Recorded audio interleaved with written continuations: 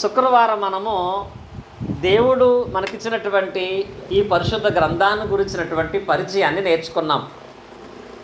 మరలా ఆ పరిచయాన్ని కూడా జ్ఞాపకం చెయ్యను. నేను రాశారు కనుక మీకు జ్ఞాపకం ఉంది కనుక, సమయం చాలా విలువైంది కనుక దాని తర్వాత భాగంలోనికి మనం వెళ్ళిపోతాం.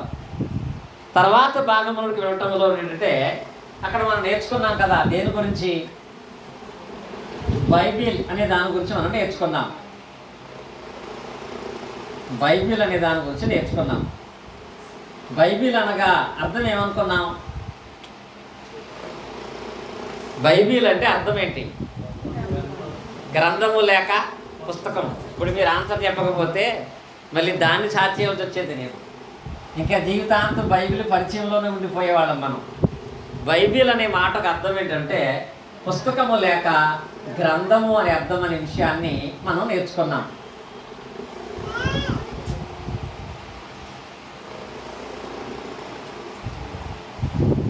ఇంతవరకు మనకు తెలుసు. ఈ బైబిల్ గ్రంథమనందు మనం పరిశీలన చేసినట్లయితే ఎన్ని పుస్తకాలు ఉన్నాయి? 66 పుస్తకాలు ఉన్నాయి.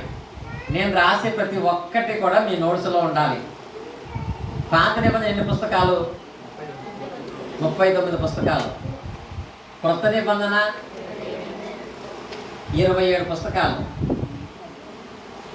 మీరు నిజంగా దేవుని వాక్యం పట్ల అవగాహన కలిగిన వారై ఉంటే, ఇది మీరు చెప్పటం కాదు, నేను ఎప్పుడైనా మీ ఇంటికి వస్తే ఈ ప్రశ్న మీ పిల్లల్ని అడుగుతా. ఏ ప్రశ్న? బైబిల్ అంటే ఏంటి? బైబిల్లో ఎన్ని పుస్తకాలు ఉన్నాయి? పాత నిబంధన ఎన్ని పుస్తకాలు, క్రొత్త నిబంధన ఎన్ని పుస్తకాలు అని అడిగినప్పుడు మీరు కాకుండా మీ పిల్లలు చెప్పగలిగితేనే మీరు పాస్ అయినట్టు.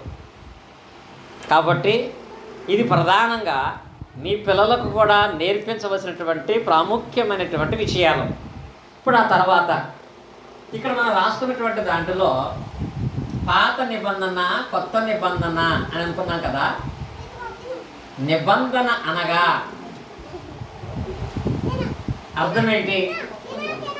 నిబంధన అంటే ఒప్పందము లేక ఒడంబడిక లేక వీలునామా అని దాని అర్థం. ఇప్పుడు ఒప్పందం కానీ వీలునామా కానీ ఒకళ్ళే చేసుకుంటారా, ఇద్దరు ముగ్గురు చేసుకుంటారా? ఎవరు చేసుకుంటారు? ఎవరికాడే ఒప్పందం చేసుకోడు కదా. ఒప్పందం అనేది మ్యాక్సిమం ఎంతమంది ఉంటారు? ఇద్దరు కూర్చుని చేసుకుంటారు. ఇద్దరన్నా ఉండాలి కనీసం. స్థలం దగ్గర కానీ, పొలం దగ్గర కానీ, ఆస్తిపాస్తుల దగ్గర కానీ, ఇదిగో ఇంతవరకు నీది, ఇంతవరకు నాదని చెప్పుకోవటానికి ఇద్దరు కలిసి చేసుకునేది ఒప్పందం. ఇప్పుడు దీంట్లో బైబిల్లో మనము 2 నిబంధనలు చూస్తున్నాం. ఒకటేంటి? పాత నిబంధన అనేది. రెండవది క్రొత్త నిబంధన అనేది. అంటే ఇప్పుడు మన భాషలో చెప్పాలంటే నిబంధన తీసేస్తే పాత ఒప్పందం, కొత్త ఒప్పందం, పాత వీలునామా, క్రొత్త వీలునామా అని దాని అర్థం. ఇప్పుడు ఉన్నటువంటి ఈ 39 పుస్తకాలు పాత నిబంధన అంటున్నాం, 27 పుస్తకాలు క్రొత్త నిబంధన అంటున్నాం. ఇప్పుడు ఈ నిబంధనకు మధ్య ఉన్నటువంటి వ్యత్యాసం ఏంటంటే, పాత నిబంధన అనేటువంటి 39 పుస్తకాలు దేవుడు ఎలా జరిగింది అంటే, ఇద్దరు అనుకున్నాం కదా. ఒకటి ఇశ్రాయేలీయులకు ప్లస్ దేవునికి మధ్య జరిగినటువంటి ఒప్పందం. అది 39 పుస్తకాలు కూడా ఎవరికి సంబంధించినవి? ఇశ్రాయేలీయులకును దేవునికి మధ్య మాత్రమే జరిగినటువంటి ఒప్పందం. ఇశ్రాయేలీయులు అంటే ఎవరు? ఇశ్రాయేలు అంటే ఎవరు? అబ్రహాము కుమారులైనటువంటి వారు, అబ్రహాం వంశములో పుట్టినటువంటి వారే ఎవరు? ఇశ్రాయేలీయులు. మిగతా వారు ఎవరు ఇశ్రాయేలీయులు కాదు. 39 పుస్తకాలు కూడా ఎవరికి వర్తిస్తాయంటే ఓన్లీ ఇశ్రాయేలీయులకు మాత్రమే వర్తిస్తాయి. ఈ విషయమై మనం పర్టికులర్గా చూడాలి అంటే యోహాను సువార్తలో 4వ అధ్యాయం మనం పరిశీలన చేసినట్లయితే ఆ యోహాను సువార్త 4వ అధ్యాయంలో ఇక్కడ ఇశ్రాయేలు వారు కానటువంటి ఒక స్త్రీకి యేసుక్రీస్తు వారికి మధ్య జరిగినటువంటి ఆ సంభాషణలో ఆరాధన గురించి వాళ్ళు ఏం మాట్లాడుకున్నారు అంటే, ఈ స్త్రీ యేసుక్రీస్తు వారితో ఏమని మాట్లాడింది అంటే, యోహాను సువార్త 4వ అధ్యాయము 20వ వచనం. మా పితరులు ఈ పర్వతమందు ఆరాధించిరు కానీ ఆరాధించవలసిన స్థలము యెరూషలేము ఉన్నదని మీరు చెప్పుదురని ఆయనతో అనగా. అంటే మీరు అంటే ఎవరక్కడ? యేసుక్రీస్తు ఎవరు? ఇశ్రాయేలీయుడు. ఇప్పుడు ఆ స్త్రీ ఎవరు? సమరయ స్త్రీ అంటే అన్యులు. ఇశ్రాయేలీయులు కానటువంటి వాళ్ళందరూ అన్యులే. ఇప్పుడు మనం క్రైస్తవులని ఎవరిని అంటాం? బాప్తిసం పొందిన వాళ్ళు. బాప్తిసం పొందిన వాళ్ళందరూ కూడా ఎవరక్కడ? అన్యులుగానే. అలాగే అబ్రహాం వంశములో పుట్టినటువంటి వాళ్ళందరూ ఇశ్రాయేలీయులు. అబ్రహాం వంశము కానిటువంటి ప్రపంచంలో ఉన్న వాళ్ళందరూ కూడా అన్యులే. కాబట్టి ఇక్కడ యేసుక్రీస్తు వారి కాలంలో సమరయ స్త్రీ అన్యురాలుగా ఉంది. ఆమె బాధ ఏంటంటే, మేము మనుషులమే కదా, మాకు దేవుడు అంటే భక్తి ఉంటుంది కదా, కానీ మీ ఇశ్రాయేలీయులు మమ్మల్ని యెరూషలేము దేవాలయంలోకి రానివ్వరు. యెరూషలేము దేవాలయంలోకి వెళ్ళే అర్హత కేవలము ఇశ్రాయేలుకే ఉందంట. ధర్మశాస్త్ర విధానమైన ఆజ్ఞలు పాటించడము ఇశ్రాయేలులే పాటించాలంట. కాబట్టి మమ్మల్ని యెరూషలేము దేవాలయంలోకి రానివ్వట్లేదు. కాబట్టి మేము కూడా భక్తి గల వాళ్ళకి ఏం చేసామంటే, పక్కన పర్వతం ఉంటే ఆ పర్వతం మీదకి వెళ్ళి ఆరాధన చేసుకుంటున్నాం. అసలు ఆరాధించవలసిన స్థలం ఎక్కడ? యెరూషలేము అంటారు. యెరూషలేములోకి మమ్మల్ని రానివ్వరు. అంటే ఇశ్రాయేలు ఆలోచన ఏంటో తెలుసా? పాత నిబంధనలు ఉన్నటువంటి ఆజ్ఞలన్నీ కూడా ఓన్లీ ఇశ్రాయేలులకు మాత్రమే అని భావించేవాళ్ళు, వాళ్ళే దాన్ని పాటించేవాళ్ళు. ఇది ఇశ్రాయేలులకు. ఆ తర్వాత క్రొత్త నిబంధనకు వచ్చేటప్పటికి ఇది ఎవరికంటే సమస్త జనులకు మరియు దేవునికి మధ్య నిబంధన. క్రొత్త నిబంధన అందరికీ, పాత నిబంధన ఇశ్రాయేలీలకు మాత్రమే. క్రీస్తు వచ్చేంత వరకు కూడా ఈ వ్యత్యాసం ఉంది. క్రీస్తు వచ్చిన తర్వాత ఏం చేశాడంటే, ఇశ్రాయేలు లేదు, అన్యుడు లేదు, అందరినీ కూడా కలిపేశాడు. పాత నిబంధన చదువుతున్నప్పుడల్లా మనకి ఏమర్థం అవ్వాలంటే, అది మంద కాదు. ఏది? 39 పుస్తకాలు మనవి కాదు. వాళ్ళ పండగ చేశారేమో, అది మంద కాదు. వాళ్ళు బల్లిచ్చారేమో, అది మంద కాదు. వాళ్ళు సున్నతి పొందారేమో, అది మంద కాదు. వాళ్ళు ధర్మశాస్త్రాన్ని పాటించారేమో, అది మంద కాదు. అది ఓన్లీ వాళ్ళకే దేవుడిచ్చాడు. ఇప్పుడు యేసుక్రీస్తు వారు వచ్చి అందరికీ కలిపి దీన్ని ఇచ్చాడు. దీన్ని ఇచ్చేటప్పుడు అన్యులను ఇశ్రాయేలును కలిపాడు తప్ప 27 39 కలపల. అంటే పాత నిబంధనని కొత్త నిబంధనని కలపల. ఆయన వచ్చి ఏం చేశాడు అంటే, ఎఫెసీ పత్రిక 3:14 చూడండి. ఎఫెసీ పత్రిక మనం చదువుకున్నట్లయితే 3వ అధ్యాయం 14వ వచనం. 3:14. ఈ హేతువు చేత పరలోకమందును భూమి మీదను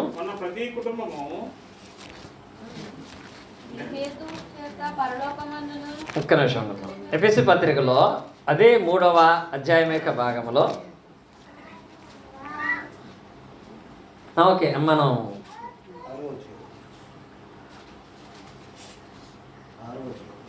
14 వచనమే.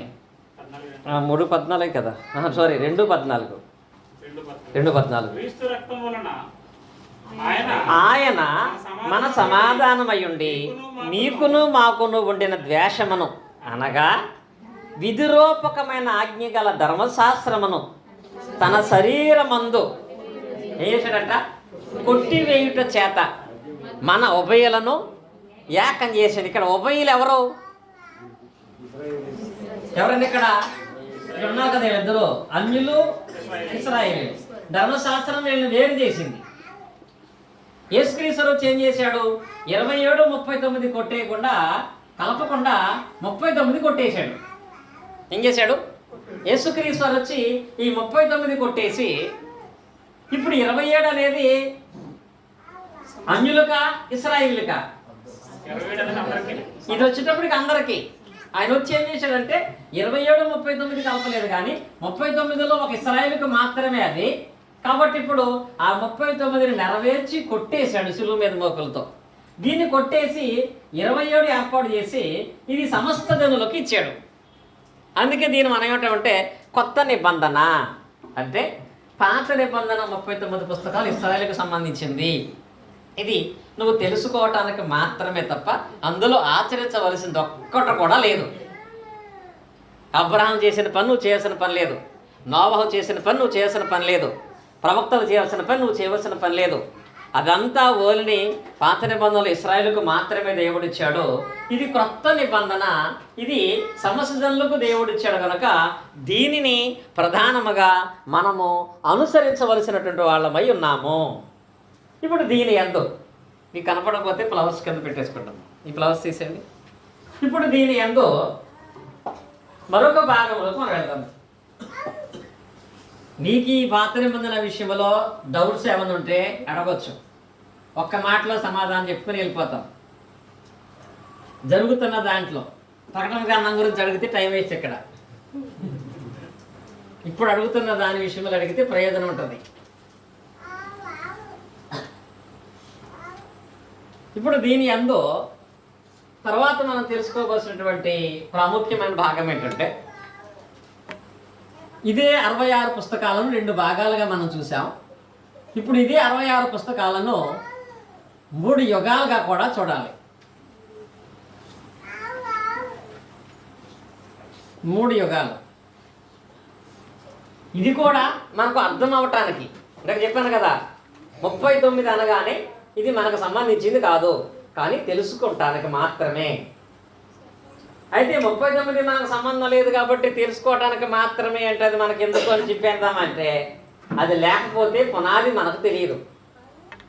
ఉదాహరణకి పాత నిబంధన యేసుక్రీస్తు కొట్టేశాడు కాబట్టి అది మనకు మోత బరువు, చదివితే టైం వేస్ట్ అని డైరెక్ట్గా మా సుబ్బారావు గారు లాంటి ఆయన క్రొత్త నిబంధన చదువుదాము, క్రొత్త నిబంధన పూర్తి చేద్దాం, మనకు సరిపోద్ది, ఆడది మనకు ఎందుకని క్రొత్త నిబంధన సాధి చేశాడు అనుకో. క్రొత్త నిబంధన సాధి చేస్తే క్రొత్త నిబంధనలో మత్తయి సువార్తలో 1:1 ఫస్టే మనకు కనపడే మాట ఏంటి? చదవండి. అబ్రహాము కుమారుడు దావీదు కుమారుడైన. అసలు డైరెక్ట్గా నువ్వు కొత్త నిబంధన సాధి చేద్దామని సాధి చేసి ఆ మత్తయి 1:1 చదివితే అక్కడ స్టార్టింగ్ ఏముంటుంది? అబ్రహాము కుమారుడును దావీదు కుమారుడని యేసుక్రీస్తు అంటాడు. వెంటనే ప్రశ్న, ఈ అబ్రహాం ఎవరు? వెంటనే ప్రశ్న, ఈ దావీదు ఎవరు? ఈ అబ్రహాం అంటాడు, దావీదు అంటాడు, వాళ్ళ కుమారుడని యేసుక్రీస్తు అంటాడు. అసలు ఈ అబ్రహాం ఎవరో తెలియాలి, ఎక్కడికి వెళ్ళాలి? మళ్ళీ ఆది కాండంలోకి వెళ్ళాలి.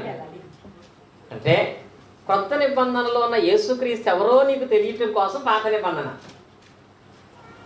ఆ పాత నిబంధన తెలుసుకుంటేనే దీన్ని చదవడానికి అనుకూలంగా ఉంటుంది కనుక కొత్త నిబంధన అనేది తెలుసుకోవటం కొరకు మాత్రమే అనే దాన్ని ఆలోచించేటువంటి వారమై మనం ఉండాలి.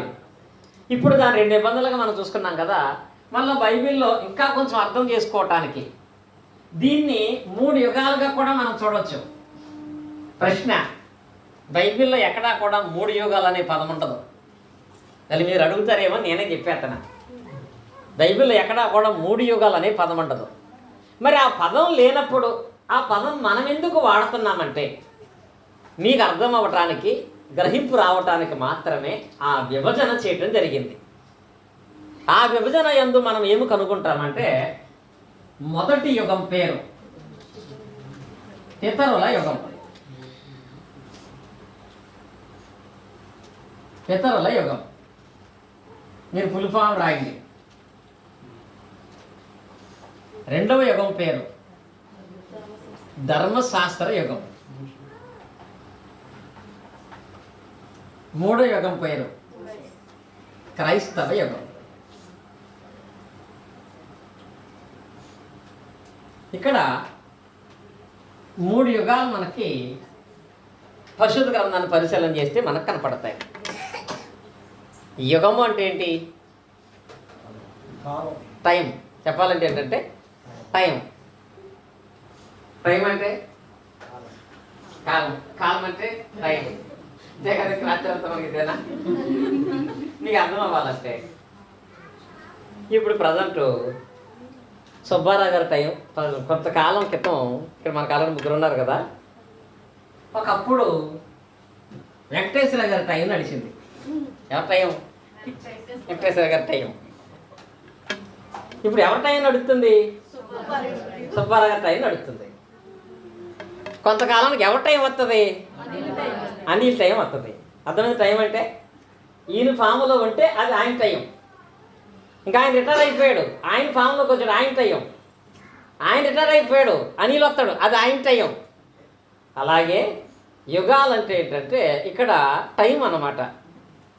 టైం అనేది ఇలా ఎందుకు మనం నిర్ణయించామంటే ఇక్కడ పితరుల యుగము అంటే పితరుల టైం ఒకటి జరిగింది. అది ఆదికాండం 1వ అధ్యాయం నుండి నిర్గమాకాండం 19వ అధ్యాయం వరకు ఎవరి టైం? పితరుల టైం. దాన్ని పితరుల టైం అని అంటారు. ఎందుకు దీన్ని పితరుల టైం అన్నారు? పితరులు అంటే ఏంటి?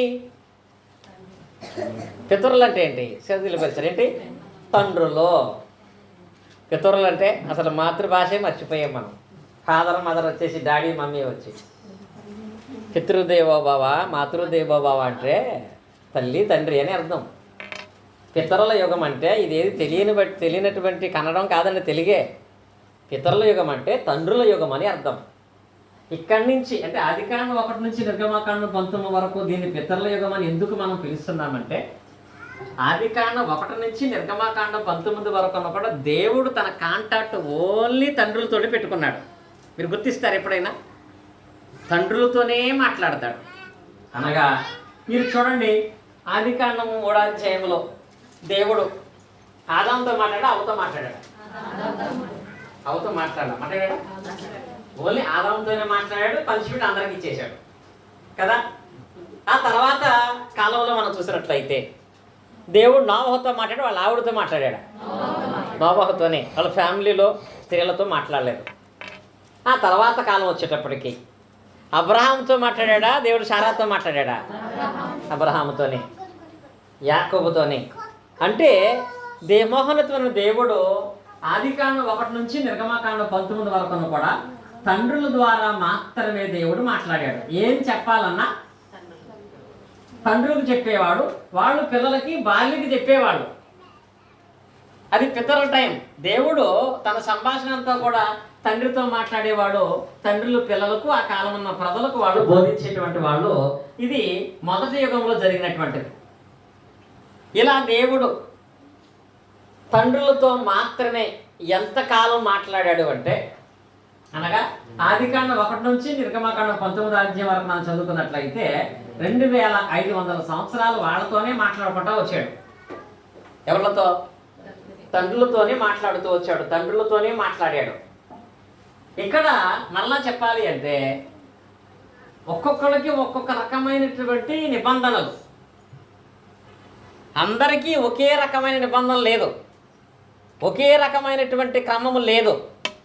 ఇప్పుడు ఉదాహరణకు ఆలోచన చేయండి.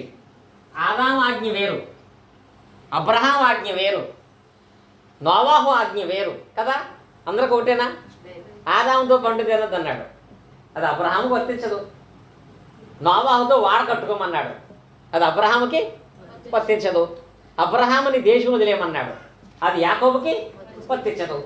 అంటే ఈ 25 సంవత్సరాల కాలంలో కూడా దేవుడు పితరుల ద్వారా మాత్రమే మాట్లాడాడు, తండ్రి ద్వారా మాట్లాడాడు. వాళ్ళకి ఆయా విధాలుగా, ఆయా స్థలాలలో, ఆయా క్రమాలుగా వాళ్ళు నడుచుకునేవాడు. నిజవాస్తవంగా చెప్పాలంటే ఇక్కడ ఆరాధనకంటూ ఒక ప్రత్యేకమైన స్థలం లేదు, ఆరాధనకు స్థలం లేదు. ఉందా? ఇక్కడ దేవుని ఆరాధించడానికి వాళ్ళు వాయిద్యాలు ఉపయోగించలేదు. ఉపయోగించారా? ఇక్కడ ఎవరైనా పండగలు చేశారా? పండగలు చేశారా? ఆదాము దగ్గర నుంచి నిర్గమాకాండం 19వ అధ్యాయం వరకు అసలు వాళ్ళు ఏ పండగలు కూడా చేయలేదు. వాళ్ళతో దేవుడు ఓన్లీ పితరుల ద్వారా మాట్లాడుకుంటూ వచ్చాడు. అందుకే దీన్ని పితరుల యుగం అంటారు. నిర్గమాకాండం 19వ అధ్యాయానికి ముందు దేవుడు స్పెసిఫిక్గా ప్రధానమైన ఆజ్ఞలు అందరికీ కలిపి ఇవ్వలేదు అని తెలియటానికి, అందరికీ కలిపి ఒకే రకమైన ఆజ్ఞలు ఇవ్వలేదు. ఆయా పరిస్థితులను బట్టి, ఆయా కాలాన్ని బట్టి వాళ్ళకి వ్యక్తిగతంగా ఇచ్చుకుంటూ వచ్చాడు. పితరులతో మాత్రమే మాట్లాడాడు. ఇంకా వాళ్ళు దేవుని ఆజ్ఞను బట్టి వాళ్ళకి నచ్చిన ప్లేస్లో నచ్చిన విధంగా దేవునికి వాళ్ళు స్తుతులు చెల్లించుకుంటూ ఆరాధించుకుంటూ ప్రార్థించుకుంటూ వెళ్ళిపోయేటువంటి వాళ్ళు. ఇది పితరుల యుగం. ఆ తర్వాత నిర్గమాకాండము 20వ అధ్యాయం నుంచి అపోస్తుల కార్యాలు 2వ అధ్యాయం వరకు కూడా దేని టైం ధర్మశాస్త్ర టైం. ఇప్పుడు ఆయన టైం వచ్చింది. ఈ టైం అయిపోయింది. ఈ టైం పితరుల టైం అయిపోయింది. ఇప్పటి వరకు దేవుడు తండ్రితో మాట్లాడాడు. ఇంకా తండ్రితో మాట్లాడటాన్ని కట్ చేసి దేవుడు ఇప్పుడు ఎలా మాట్లాడటానికి సంకల్పించిన నిర్గమాకాండంలో జనాంగంలో ఉన్నటువంటి ఇశ్రాయేలు అందరికీ కూడా ఇంకా ఒకటే ధర్మశాస్త్రం ఇచ్చేశాడు. అందులో ప్రధానంగా 10 ఆజ్ఞలు ఉంటాయి. ఈ ఎవరికి? ఇశ్రాయేలు మొత్తం 12 గోత్రాలన్నిటికీ కూడా ఆ జనాంగం మొత్తానికి కూడా దేవుడు ధర్మశాస్త్రాలు ఇచ్చాడు. ఈ ధర్మశాస్త్ర సంబంధమైన విధానంలో ఇక్కడ ఈ ధర్మశాస్త్రం ద్వారా దేవుడు మాట్లాడుతూ ఆ ధర్మశాస్త్ర ఆజ్ఞలు నెరవేర్చబడడం కొరకు ప్రవక్తల ద్వారా మాట్లాడటం స్టార్ట్ చేశాడు. అప్పుడు వచ్చి ప్రవక్తలు మాట్లాడేవాళ్ళు. యెషయా ప్రవక్త అప్పుడే ఉన్నాడు, ఇర్మియా ప్రవక్త అప్పుడే ఉన్నాడు, యేస్కేల్ ప్రవక్త అప్పుడే ఉన్నాడు. ఇక్కడికి వచ్చిన తర్వాత మనకి దేవుడు ఎలా మాట్లాడుతున్నాడంటే, ఒకటి ధర్మశాస్త్రం ద్వారా, రెండవది ప్రవక్తల ద్వారా మాట్లాడటం స్టార్ట్ చేశాడు. ఇలా ధర్మశాస్త్రం ద్వారా ప్రవక్తల ద్వారా. ప్రవక్త అంటే ఏంటో తెలుసా? ఎవరిని ప్రవక్త అంటాం? ఎవరిని ప్రవక్త అంటాం?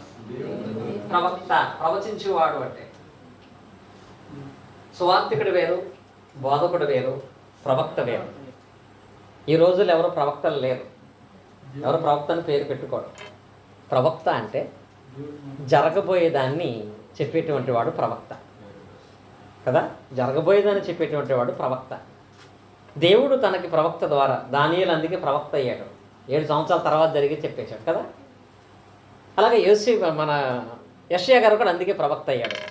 కనుక ఇలా జరగబోతున్నటువంటి దాన్ని గ్రంథము లేదు కనుక జరగబోయేదాన్ని చెబుతున్నటువంటి వాళ్ళు ప్రవక్తలుగా మనం చూస్తాం. క్రొత్త నిబంధనలో ప్రవక్తల పుస్తకాలు ఎన్ని ఉంటాయి? రాజుగారు చెప్పారు, అయినా మళ్ళీ ఆయన అడగను. వినపడిన వాళ్ళు చెప్పండి. ఎన్ని ఉంటాయి? 17 ఉంటాయి. అలా చక్కగా సీనియర్స్గా ఉన్నారు కదా. ఆ ప్రవక్తల పుస్తకాల్లో పెద్ద ప్రవక్తల పుస్తకాలు ఏంటి? పెద్ద ప్రవక్తల పుస్తకాలు 3 అని రాజుగారు అన్నారు. తెలుసా? ప్రవక్తలు 17 మంది. 17 మంది పేర్లు చెప్పాలంటే మీరు చెప్పరనుకోండి. మీరు అలా చెప్పరానే దేవుడు ఎండింగ్లో పెడతాడు. ఎస్తేరు గ్రంథం తర్వాత, ప్రసంగి గ్రంథం తర్వాత ఉండేటువంటివి. ఈ ప్రవక్తల పుస్తకాలు పెద్ద ప్రవక్తలు ఎందుకంటారంటే వాళ్ళు లావుగా ఉంటారని కాదండి. పుస్తకాలు పెద్దవి. ఏం పెద్దవి? ప్రవక్త అంటే అందరూ పెద్దవాళ్ళే, కానీ వాళ్ళలో పెద్ద పుస్తకాలు రాసిన వాడిని పెద్ద ప్రవక్త అంటారు. వాళ్ళు ఎవరంటే యెషయా గ్రంథం, ఇర్మియా, యేస్కేలు, దానియేలు, వాక్యాలు. ఎంతమంది? ఎన్ని? 5. పెద్ద ప్రవక్తలు 4 మళ్ళీ పుస్తకాలు 5 కదా. మనం అక్కడికి వెళ్తాం, అప్పుడు నేర్చుకుందాం మళ్ళీ. ఇప్పుడు ఎందుకు కానీ అంటే ఇర్మియా గారు 2 రాశాడు అనమాట. వాక్యం అక్కడికి వెళ్ళి నేర్చుకుంటాం మనం. కానీ ఇప్పుడు ధర్మశాస్త్ర యుగంలో దేవుడు ఇశ్రాయేలు జనాంగానికి ధర్మశాస్త్రం ద్వారా, ప్రవక్త ద్వారా మాట్లాడే పద్ధతిని దేవుడే ఏర్పాటు చేశాడు. ఇది ఎంతకాలం అంటే 1500 సంవత్సరాలు. ఈ 1500 సంవత్సరాల ధర్మశాస్త్రంలో దేవుడు పెట్టాడు. ఇక్కడ లేదు, కానీ ఇక్కడ వచ్చింది ఏంటది? ఆరాధన స్థలం. ఇక్కడ లేదు, ఇక్కడ వచ్చింది ఏంటది? వాయిద్యాలు. ఇక్కడ లేవు, ఇక్కడికి వచ్చినాయి ఏంటయ్యి? పండగలు. అన్నీ ఇక్కడ వచ్చినాయి. దేవుడు కావాలనుకున్నాడు, నన్ను ఆరాధించాలంటే ఒక ప్లేస్ ఖచ్చితంగా ఉండాల్సిందే. దేవుడు పెట్టమన్నాడు. నన్ను ఆరాధించడానికి వాయిద్యాలు కావాలని కూడా దేవుడే అడిగాడు. నన్ను జ్ఞాపకం చేసుకోవడానికి పండగలు చేయమని కూడా దేవుడే చెప్పాడు. ఇది 1500 సంవత్సరాల కాలంలో ధర్మశాస్త్రం అనేది పరిపాలన చేసుకుంటూ వచ్చింది. ఎక్కడి నుంచి ఎక్కడ దాకా? అపోస్తుల కార్యం 2వ అధ్యాయం వరకు కూడా. అపోస్తుల కార్యం 2వ అధ్యాయం వరకు మీరు చదువుతున్నప్పుడల్లా కూడా అక్కడ ఏదన్నా జరిగింది అంటే ఇది ధర్మశాస్త్ర టైము. ఆ టైంలో వాళ్ళు చేయాల్సిందే కాబట్టి వాళ్ళు చేశారు. అంటే మీకు ప్రశ్న, ఇప్పుడు యేసుక్రీస్తు వారు కూడా ఏ టైంలో ఉన్నాడు? ఇక్కడే కదా అపోస్తుల కార్యాలు అంటే. దీనికి ముందు ఏముంటాయి? అందుకే యేసుక్రీస్తు వారు కూడా ధర్మశాస్త్ర ప్రకారంగా నడుచుకున్నాడు. అందుకే శనివారం ప్రార్థనకి వెళ్ళాడు, అందుకే సున్నతి పొందాడు, అందుకే పస్కా పండుగ, పెంతెకోస్తు పండుగలు కూడా చేశాడు ఆయన. ఎందుకో తెలుసా? ధర్మశాస్త్ర యుగంలో ఉన్నాడు. ఈయన వచ్చిన తర్వాత ఎందుకు దాన్ని మార్చేయలేదంటే దానికి ఒక సిస్టమ్ ఉంది. ఈ ధర్మశాస్త్రాన్ని కొట్టేయాలంటే ఎవడ పడితే వాడు కొట్టేయండి కుదరదు. నేను చెరిపేయడానికి డస్ట్ సరిపోద్ది, కానీ దాన్ని చెరపాలంటే దాన్ని చెరిపేవాడు అక్కడ తన రక్తాన్ని చిందించాలి. ఆ రక్తం పరిశుద్ధమైందై ఉండాలి. కనుక యేసుక్రీస్తు వారు వచ్చి ఇశ్రాయేలుకి ఇవ్వనటువంటి ఈ ధర్మశాస్త్రాన్ని తన శిలువ మీద మేకుల చేత దాన్ని కొట్టివేసి దీన్ని ఎత్తేసాడు. అది ఎత్తివేయబడ వరకు కూడా అది ఏమైంది? ఖచ్చితంగా అది అమల్లోనే ఉంది. అది అమల్లో ఉంది కనుక యేసుక్రీస్తు దాన్ని నెరవేర్చుకుంటూ వచ్చాడు. చాలామందికి ఒక ప్రశ్న ఉంటుంది మత్తయి చదివినప్పుడు, యేసుక్రీస్తు ధర్మశాస్త్రం కొట్టేసాడంటే కొట్టేయలేదంటారు. ఆయన ఎందుకు కొట్టేయలేదంటే ఆయనే చెప్పాడు ఎందుకు రాలేదని. ఒక వాక్యం చూడండి, చదువుకున్నట్లయితే ఆ మత్తయి సువార్తలో 5వ అధ్యాయంలో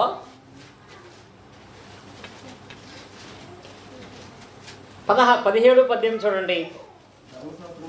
ధర్మశాస్త్రమైనను ప్రవక్తల వచనమైనను కొట్టివేయవచ్చునని తలంచవద్దు, నెరవేర్చుటకే కానీ కొట్టేయడానికి రాలేదు. ఏమన్నాడు ఇక్కడ ఆయన? నేను దాన్ని కొట్టేయటానికి రాలేదు. దేన్ని? 37 పుస్తకాలు నేను కొట్టేయటానికి రాలేదన్నాడు అక్కడ. ఈ మాట పట్టుకుని చాలామంది ధర్మశాస్త్రం కొట్టివేయబడలేదు, యేసుక్రీస్తు వారే చెప్పాడు అది నేను కొట్టేయడానికి రాలేదని, కాబట్టి క్రొత్త నిబంధన ప్రకారంగా చేయాలి, ధర్మశాస్త్ర ప్రకారంగా కూడా చేయాలి. అందుకే మేము అప్పుడు పండుగలు చేసాం, ఇప్పుడు పండుగలు చేస్తాం. అప్పుడు వాయిద్యాలను ఇప్పుడు వాయిద్యాలు పెట్టుకుంటాం. యేసుక్రీస్తు వారు దాన్ని కొట్టేయలేదు. శవంతరేవుడు మరీ దారుణం. అందుకే మేము శనివారం ప్రార్థన చేస్తాం. ఎందుకని? అది కొట్టివేయబడలా. దేవుడే ఎన్నుకున్న దినమది శనివారం. దాన్ని మీరు ఎలా మార్చేస్తారు? యేసుక్రీస్తు వారు ఏమి దాన్ని కొట్టేలా. ఆయన ఏమన్నాడు అక్కడ?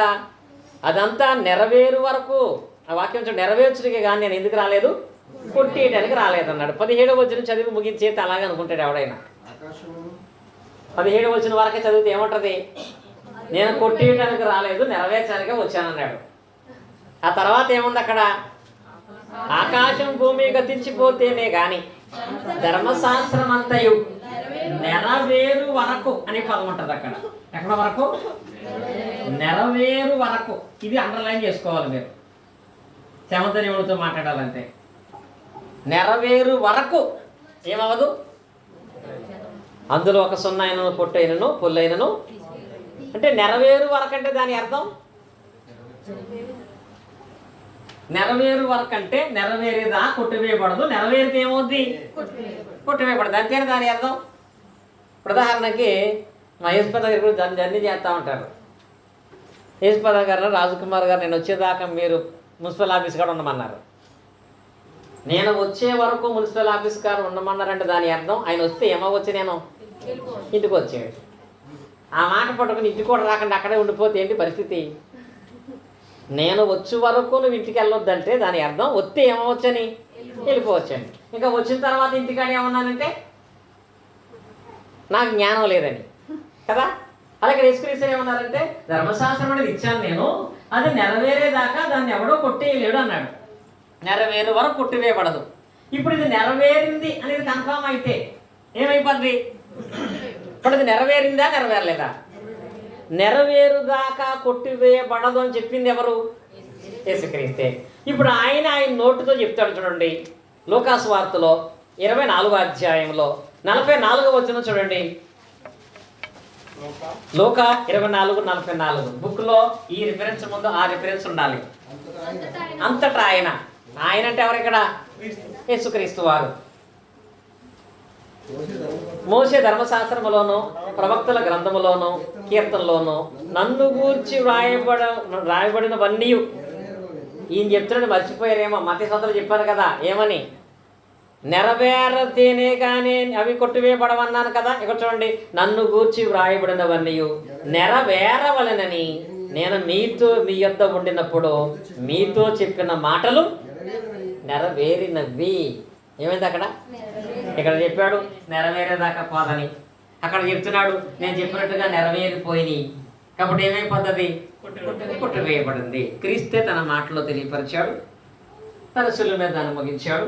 కనుక ఇది ధర్మశాస్త్ర యుగముగా మనము ఈ పుస్తకాలుగా మనం చూస్తాం. ఇప్పుడు అపోస్తలుల 2వ అధ్యాయం నుంచి స్టార్ట్ అవుతున్నటువంటి యుగం ఏంటి? అపోస్తలుల కార్యము 2వ అధ్యాయము నుండి ప్రకటన గ్రంథము 22వ అధ్యాయం వరకు. దీన్ని ఏమంటాం మనం? క్రైస్తవ యుగం. క్రైస్తవ యుగం అంటే దాని అర్థం క్రైస్తవుల టైం కదా. ఇదేమో దీని టైం, ఇదేమో పితరుల టైం. ఇప్పుడు వచ్చేటప్పటికి ఇప్పుడు ఏ టైం అంటే ఇది క్రైస్తవుల టైము.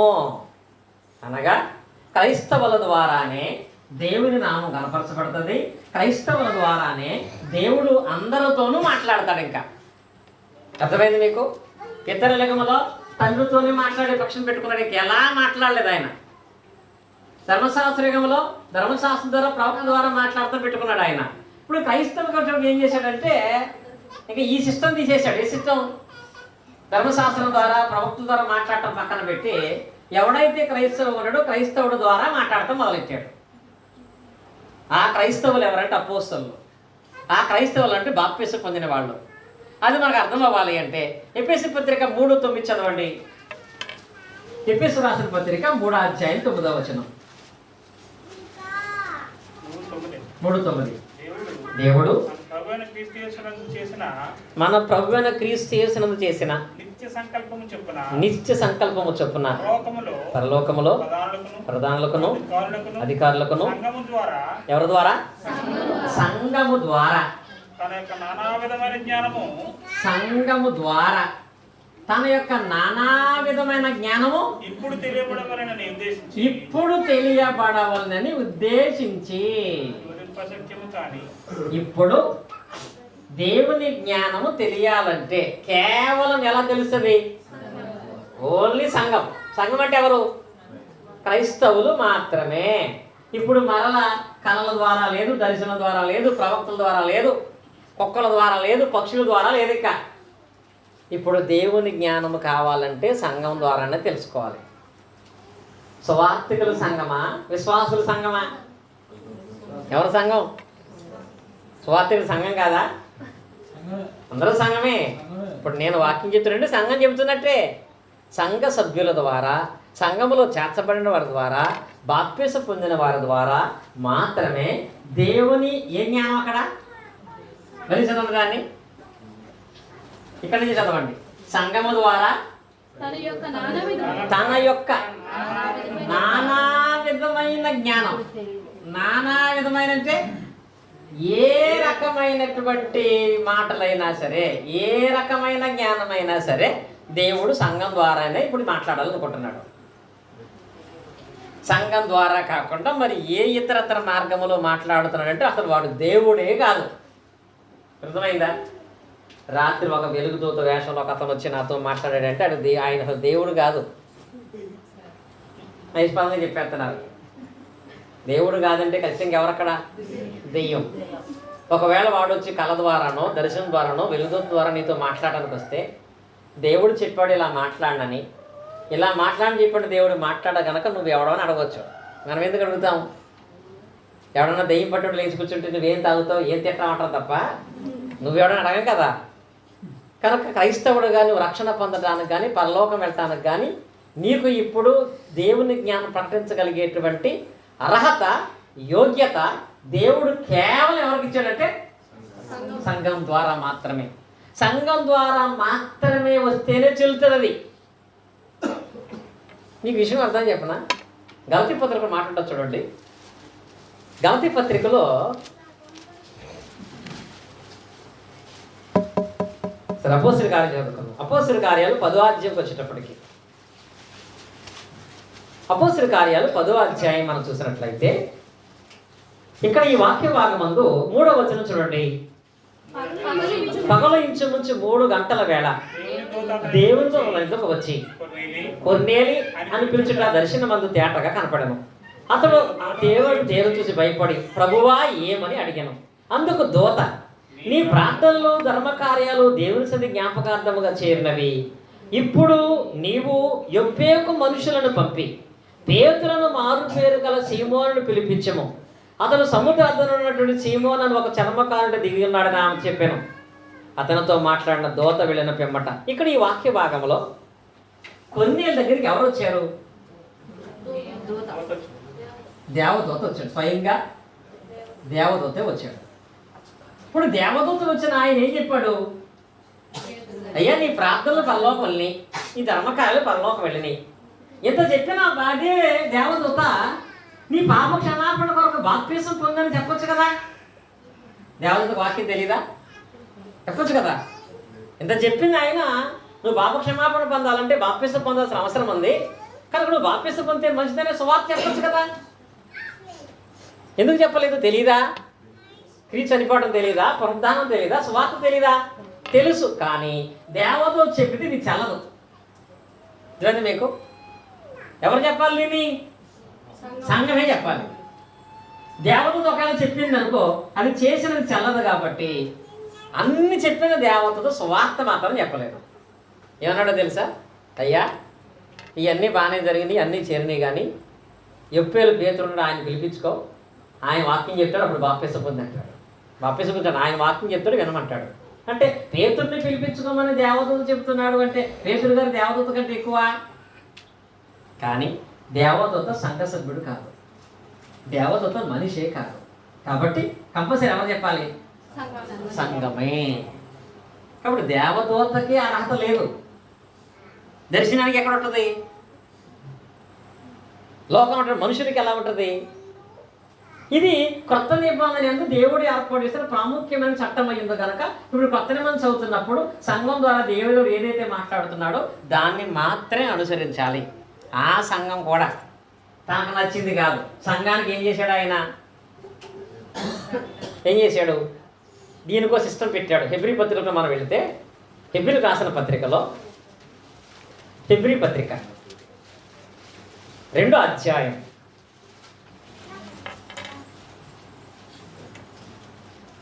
3వ వచనం.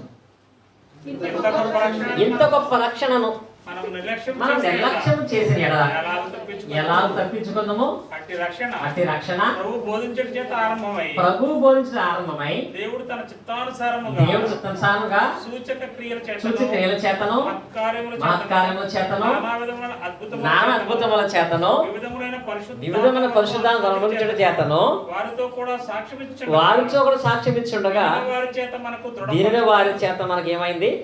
దృఢపరచబడింది. అంటే ఇప్పుడు ఈ దేవుని వాక్యం అనేది ఎక్కడి నుంచి ప్రారంభమైంది? ప్రభువు చేత ప్రారంభమైంది. ప్రభు అంటే ఎవరు? క్రీస్తు.